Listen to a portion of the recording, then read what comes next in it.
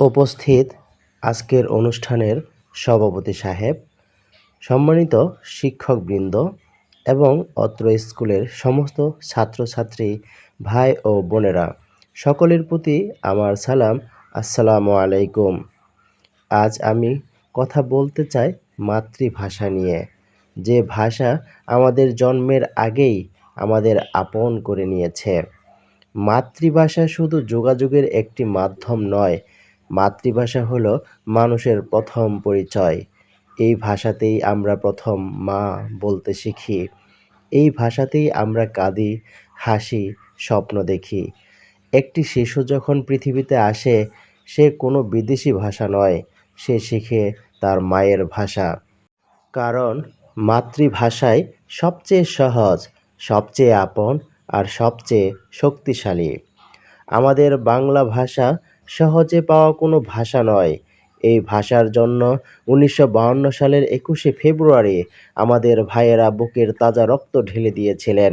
রফিক, সালাম, বরকত, জব্বার তারা প্রমাণ করেছিলেন ভাষার জন্য জীবন দিতেও মানুষ দ্বিধা করে না। পৃথিবীর ইতিহাসে ভাষার জন্য রক্ত দেওয়ার এমন উদাহরণ খুব কমই আছে। এই আত্মত্যাগের কারণেই বাংলা আজ শুধু একটি ভাষা নয়, বাংলা আজ গর্ব। কিন্তু দুঃখের বিষয় হলো, আজ আমরা নিজেরাই অনেক সময় নিজের মাতৃভাষাকে অবহেলা করি।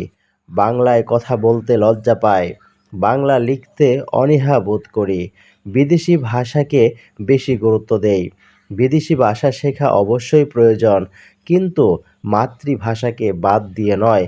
যে জাতি নিজের ভাষাকে সম্মান করতে জানে না, সে জাতি কখনো মাথা উঁচু করে দাঁড়াতে পারে না। মাতৃভাষায় শিক্ষা নিলে শিশুর মেধা বিকশিত হয়, চিন্তা শক্তিশালী হয় আর আত্মবিশ্বাস বাড়ে। মাতৃভাষার ওপর শক্ত ভিত থাকলেই অন্য ভাষাও সহজেই শেখা যায়। তাই আমাদের দায়িত্ব গড়ে বাংলায় কথা বলা, বিদ্যালয়ে বাংলার সঠিক ব্যবহার শেখা, সাহিত্য, সংস্কৃতি ও ইতিহাসের মাধ্যমে বাংলা ভাষাকে বাঁচিয়ে রাখা।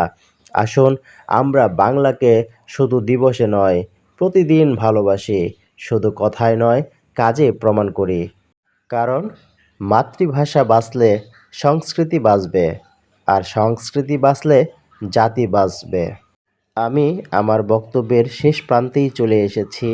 আমার তথ্য উপাত্তে যদি কোনো প্রকার ভুল ত্রুটি হয়ে থাকে, তাহলে ক্ষমা সুন্দর দৃষ্টিতে দেখবেন। আসলেই এই বাংলা ভাষাকে শুধু দিবসেই নয়, আমাদের প্রতিদিনই ভালোবাসা উচিত। এই বাংলা আমাদের প্রথম ভাষা, এই বাংলা আমাদের মাতৃভাষা। বেঁচে থাকুক ভালোবাসা, বেঁচে থাকুক দেশ। এই বলে আমি আমার বক্তব্য শেষ করছি। আল্লাহ হাফেজ।